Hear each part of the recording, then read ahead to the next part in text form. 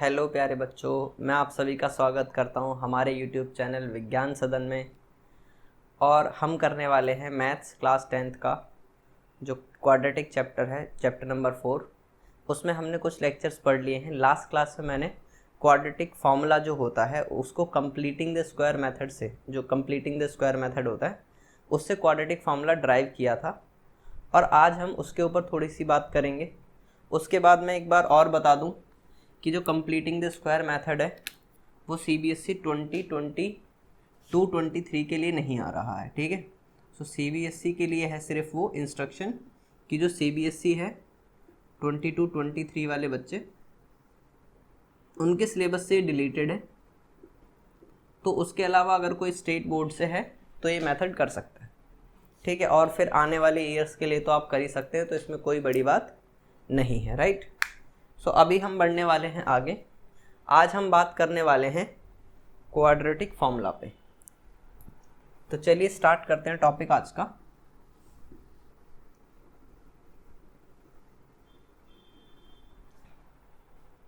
जो कि है हमारा क्वाड्रेटिक फॉर्मूला। अभी जो क्वाड्रेटिक फॉर्मूला होता है ये क्या होता है, ठीक है, ज़रा समझते हैं। हमने वैसे तो इसका डेरिवेशन करा था लास्ट उसमें लेक्चर में, लेकिन अब हम पढ़ेंगे कि एक्चुअल में फॉर्मूला क्या है, क्योंकि अब हमें डेरिवेशन नहीं पढ़ना है। अब हमें जो इसका रिजल्ट आया था वो हमारे लिए काम का है। तो ज़रा देखते हैं, जो x हमारा आया था वो क्या आया था, -b plus minus under root b² - 4ac/2 है, राइट। ये हमारा फॉर्मूला था, इसे बोलते हैं क्वाड्रेटिक फॉर्मूला। अब ज़रा समझते हैं कि ये होता क्या है। मान लीजिए, मैं अभी ये इरेज कर देता हूँ। मान लीजिए कि आपको एक इक्वेशन पता है, क्वाड्रेटिक इक्वेशन,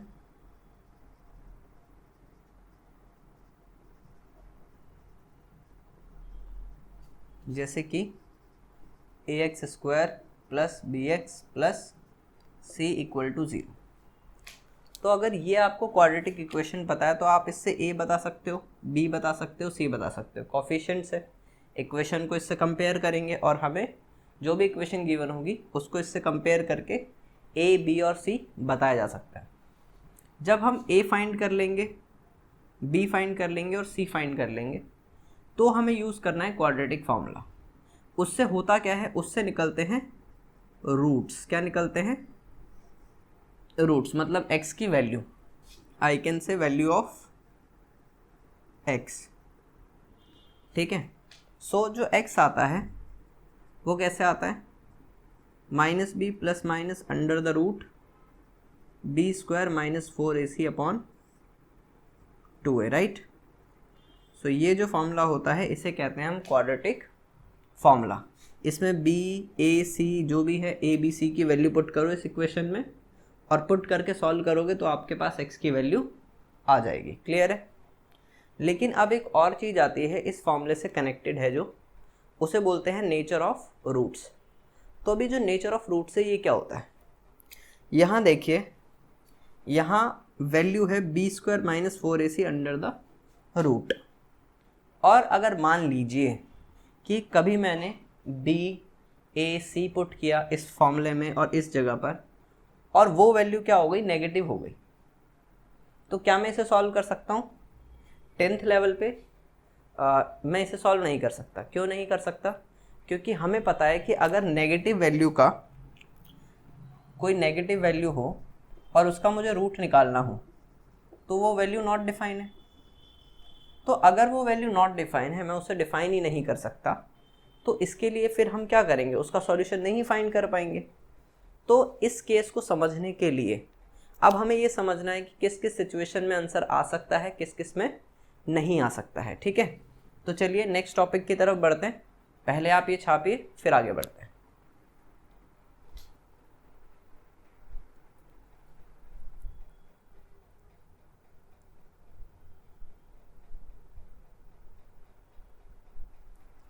चलिए, आई होप आपने ये छाप लिया होगा। आगे बढ़ते हैं। ये मिटा देता हूँ मैं। टॉपिक इरेज कर देता हूँ, ये भी इरेज ही कर दो, सब इरेज कर दो। सो हमारा जो टॉपिक है जो है नेचर ऑफ रूट्स। सो कई इक्वेशंस में से पूछते हैं कि इस पर्टिकुलर इक्वेशन के रूट्स एग्जिस्ट करते हैं या नहीं करते, तो उस केस में भी हमें नेचर ऑफ रूट्स का यूज़ करना पड़ता है। और कहीं अगर डायरेक्टली ये बोल दे कि पहले नेचर ऑफ रूट्स फाइंड करो एंड देन उसके बाद सॉल्व करो, ठीक है। सो अब ये नेचर ऑफ रूट्स होता क्या है? ये होता है, ये फाइंड किया जाता है डिस्क्रिमिनेंट से, ठीक है। अब डिस्क्रिमिनेंट जो होता है उसे हम शो करते हैं स्मॉल डी से, और ये जो डी होता है इसकी वैल्यू होती है b² माइनस 4ac, राइट। इसका मतलब ये वही वैल्यू है जो क्वाड्रेटिक फॉर्मूले में b² minus 4ac under the root आती थी, क्लियर। तो अब जो ये वैल्यू b² माइनस 4ac है, अगर मान लीजिए कि d की वैल्यू 0 से बड़ी आ गई, d इज़ मोर देन 0, तो उस केस में हम क्या कहेंगे, ये कंडीशंस है, ठीक है, इस फॉर्मूले के नेचर ऑफ रूट्स की। मैं लिख देता हूँ कंडीशंस। सो फर्स्ट कंडीशन है कि d अगर मोर देन 0 हो, तो अगर d की वैल्यू 0 से बड़ी रही तो पॉजिटिव रहेगी, और पॉजिटिव वैल्यू उसका रूट निकाला जा सकता है, ठीक है। सो इस केस में 2 डिस्टिंक्ट रियल रूट्स एग्जिस्ट,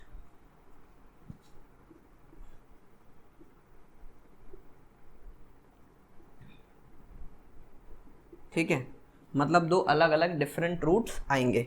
यहाँ इस डिस्टिंक्ट का जो मीनिंग है वो है डिफरेंट, मतलब अलग अलग वैल्यूज़ आएंगी, सेम वैल्यू नहीं आएगी, ठीक है। फिर देखते हैं नेक्स्ट कंडीशन जो कि है d इक्वल टू 0।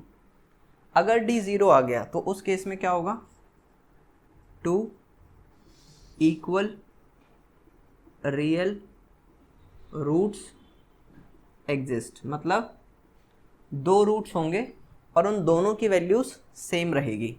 तो d इक्वल्स टू 0 मतलब 2 इक्वल रियल रूट्स एग्जिस्ट, ठीक है। फिर जो हमारी थर्ड कंडीशन है, अब इक्वल का मतलब तो अपने को समझ में ही आता है कि बराबर वाली वैल्यू रहेगी, वो वैल्यू अलग अलग नहीं आएगी।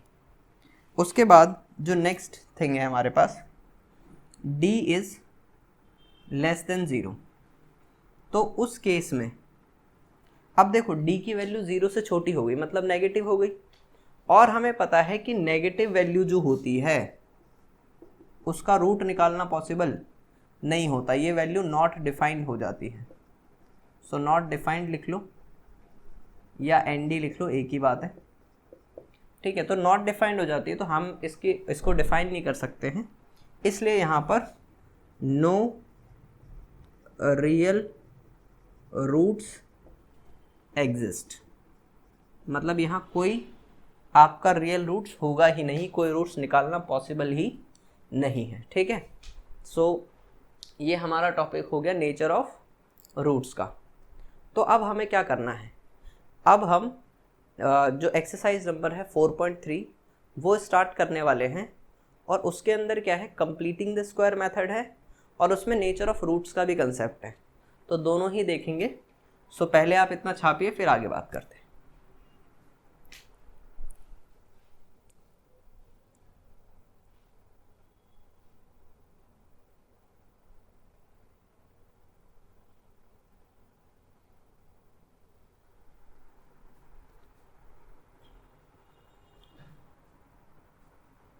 चलिए, आई होप आपने छाप लिया होगा।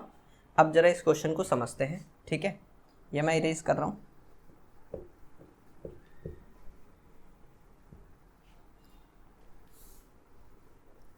अब देखो, जो हमारी एक्सरसाइज है उसी का एक क्वेश्चन उठाएंगे। एक्सरसाइज है अपनी 4.3, उसका क्वेश्चन नंबर 1 क्या कहता है, पहले वो समझते हैं। कहता है find the root of the following equation, find the roots of the following equations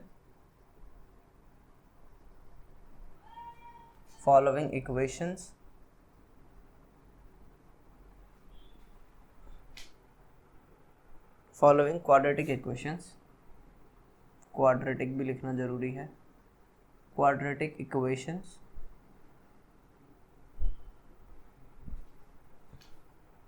if they exist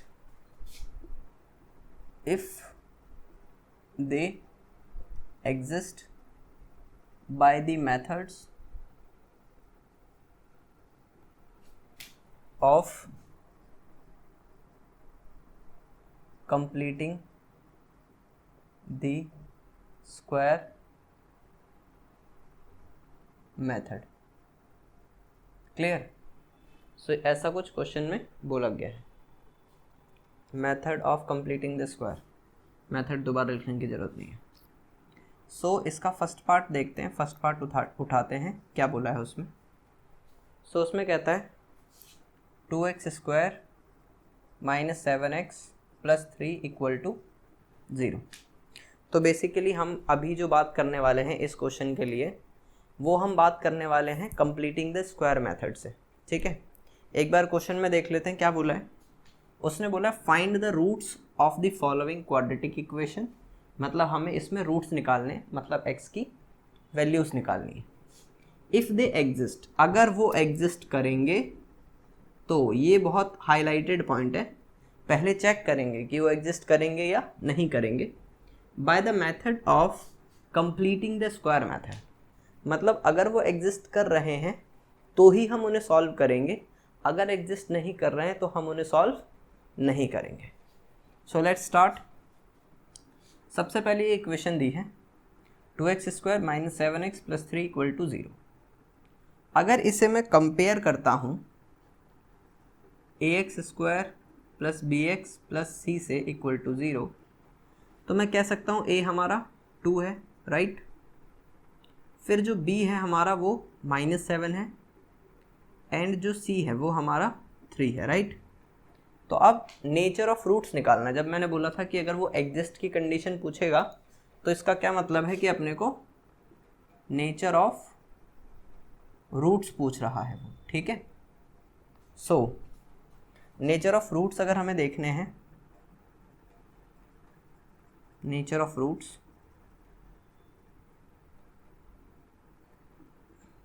सो उसके लिए क्या फाइंड करना पड़ेगा? डिस्क्रिमिनेंट, जो कि क्या होता है b² - 4ac. तो b² मतलब -7 का स्क्वायर, b की वैल्यू -7 है तो बिल्कुल वही वैल्यू लिखनी है, उसका स्क्वायर करना है. -4, a की वैल्यू कितनी है 2 और c की वैल्यू है 3. तो ये कितना हो जाएगा? -7 का स्क्वायर 49 और 4 2 = 8, 8 3 = 24. तो 49 - 24 तो कितना आ जाएगा? 25. तो ये तो 25 आ गया. इसका मतलब कि d की वैल्यू मोर देन 0 है, और जो 25 है वो मोर देन 0 है, d की वैल्यू मोर देन 0 है. तो इसका मतलब 2 डिस्टिंक्ट रियल रूट्स एग्जिस्ट करेंगे, राइट. तो पॉसिबल तो है इसका सॉल्यूशन. ठीक है, 2 अलग अलग रूट्स आने वाले हैं, ये हमारे समझ आ गया है. ठीक है, तो फाइंड कैसे करने हैं? अब उसने बोला है कि पहले चेक करना था, फिर निकालना था कंप्लीटिंग द स्क्वायर मेथड से. तो चलिए स्टार्ट करते हैं कंप्लीटिंग द स्क्वायर मेथड. सो ये इक्वेशन उठाते हैं 2x² -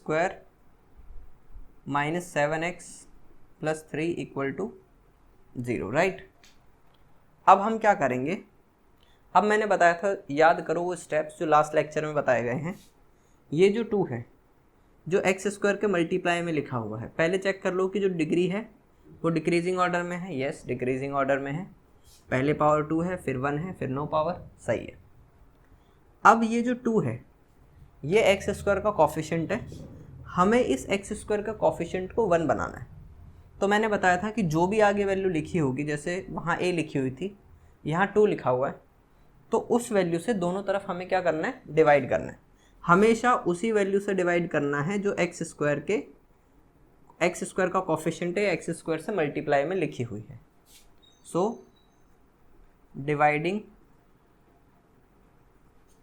बोथ साइड्स बाय 2, तो क्या हो जाएगा 2x² minus 7x plus 3/2 equal to 0/2। तो इससे क्या होगा, 2 को सबके साथ सबके पास पहुंचा देते हैं, सबका साथ सबका विकास वाला scene. 2x² minus 7/2x plus 3/2 equal to 0, right. तो यहाँ 2 से 2 कैंसिल हो गया, तो क्या बचा x² minus 7/2x plus 3/2 equal to 0। ये हमारे पास बच गया है। अब क्या करना है सर, अब मैंने बताया था कि यहाँ हम सिर्फ वो वैल्यूज़ रखेंगे जिसमें x² है और जिसमें x है। बाकी ये जो c वाली टर्म है, जो कांस्टेंट वाली टर्म है, इसे प्लस से वहाँ भेज देंगे तो वहाँ जाके माइनस हो जाएगा। सो अब देखते हैं ज़रा क्या होता है। हम ऐसा लिख सकते हैं कि x² माइनस 7/2x और ये प्लस का 3/2 है, वहाँ जाएगा तो माइनस का 3/2 हो जाएगा, राइट।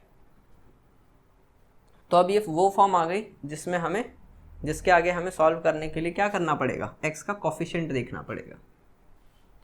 तो जो x का कोफिशिएंट है वो क्या है, उसके बगल में x का कोफिशिएंट क्या है, 7/2 है, मतलब x से मल्टीप्लाई में 7/2 लिखा हुआ है। सो एक काम करते हैं, आप इतना नोट करो, फिर आगे बताता हूँ इसके आगे ये इरेज करके, क्योंकि वो बहुत साइड हो गया और फिर वो समझ नहीं आएगा, ठीक है। इसे नोट करो।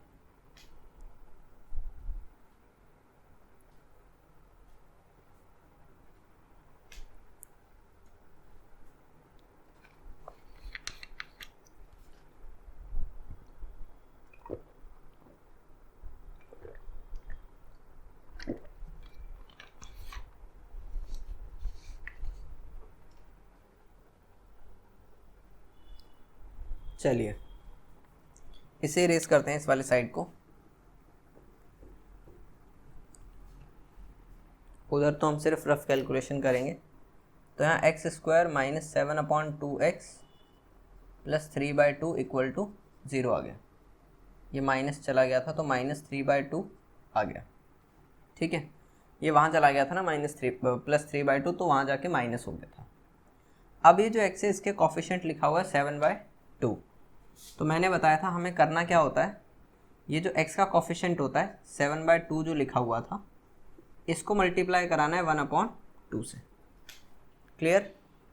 सो ये माइनस का साइन भी यहाँ लगाने की ज़रूरत नहीं, सिर्फ कोफिशिएंट चाहिए। तो 7/2 को मल्टीप्लाई कराया 1/2 से, तो क्या आएगा 7 1 7, 2 2 4, ठीक है। नेगेटिव साइन यूज़ नहीं करना वहाँ।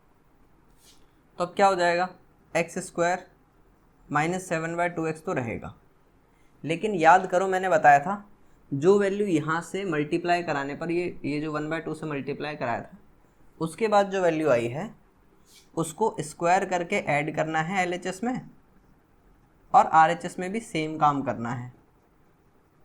तो कर दिया सर, कोई दिक्कत नहीं है, क्या प्रॉब्लम होगी हमें, ये तो आसान स्टेप है ना।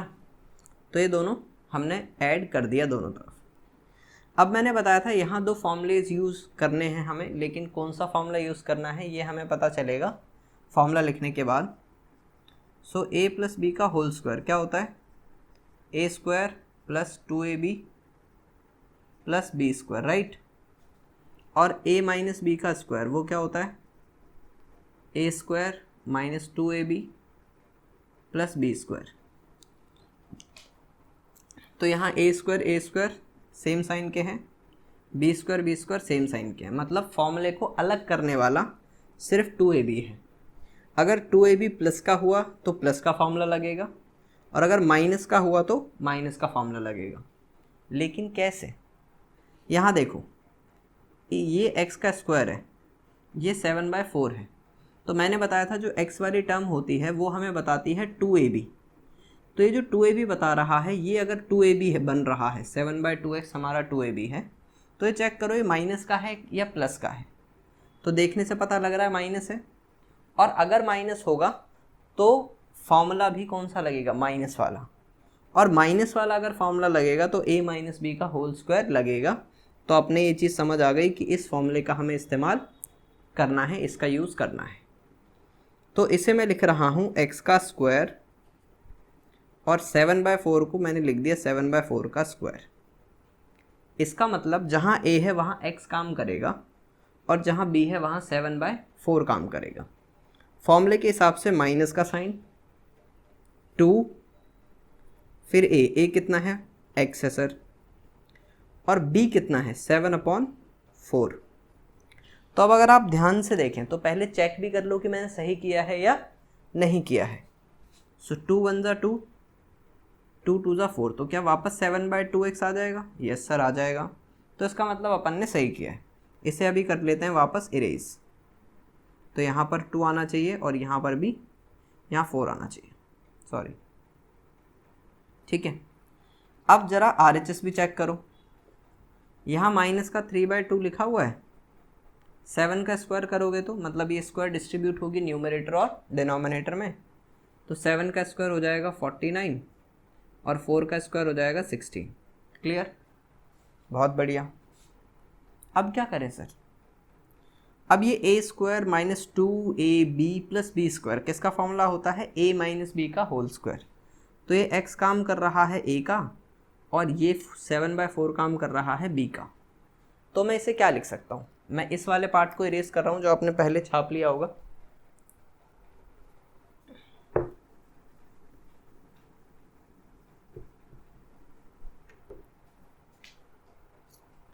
तो यहाँ पर ये हो जाएगा a माइनस बी का होल स्क्वायर। तो a है x और b है 7/4। तो हम इसे लिख सकते हैं x माइनस बी की जगह 7/4 और उसका स्क्वायर, ठीक है।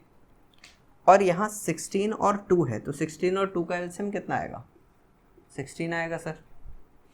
सो 16 को 2 से डिवाइड किया तो 8 आएगा, और 8 3 जा 24 हो जाएगा। तो -3 इंटू 8 कर लेंगे प्लस 49 है। ये कुछ नहीं किया मैंने, सिर्फ एलसीएम लिया है। सो x माइनस 7/4 का स्क्वायर इक्वल्स टू -3 8 जा 24 प्लस 49/16।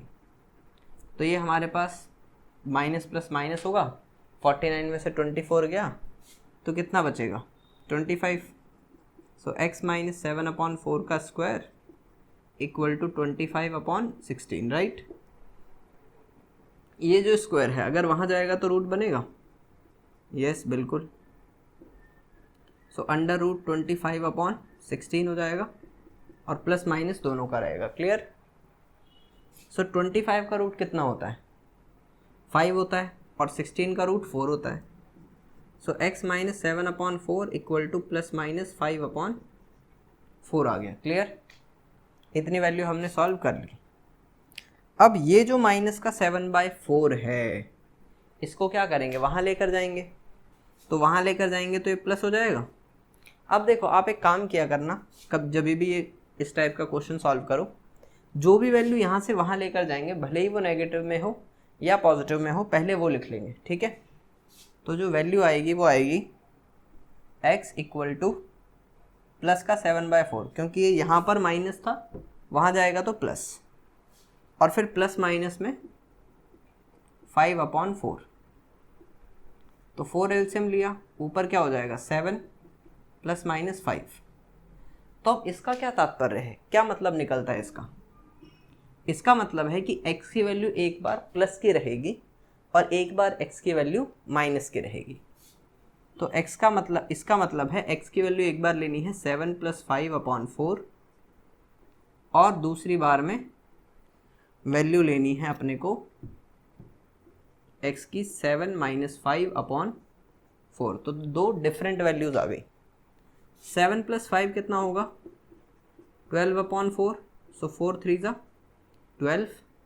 7 माइनस 5 कितना हो जाएगा? 2/4। 4, सो 2 1 ज़ा 2, 2 2 ज़ा 4, सो x यहाँ से आया 1/2 और x यहाँ से आ गया 3। तो या तो ये वैल्यू है या ये वैल्यू है। तो आप याद करो जब हमने नेचर ऑफ रूट्स निकाले थे तो वहाँ पर 2 डिस्टिंक्ट वैल्यूज़ आई थी, मतलब 2 डिफरेंट वैल्यू आनी चाहिए थी। और क्या यहाँ पर 2 डिफरेंट वैल्यू आई है? ये एक प्लस की 3 है, एक प्लस की 1/2 है, तो 2 अलग अलग वैल्यू है। ठीक है, सो इस तरीके से हमने x की वैल्यू निकाली by the help of completing the square method. Clear है? सो हमने एक एक्सरसाइज नंबर 4.3 का फर्स्ट पार्ट भी कर लिया है और ये भी समझ लिया है कि कंप्लीटिंग द स्क्वायर मेथड कैसे होता है।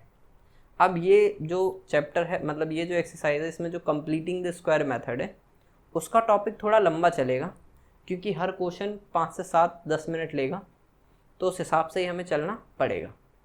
ठीक है, सो आई होप आपको यहाँ तक समझ आ गया है। अब हम नेक्स्ट क्लास में जब मिलेंगे तो नेक्स्ट आगे क्वेश्चंस करेंगे। सो आज के लिए बस इतना ही। Thank you for watching this video. तब तक के लिए टाटा सन्नाटा, बाय बाय। अगली वीडियो में मिलते हैं एक नए क्वेश्चंस के साथ। चलिए बाय बाय।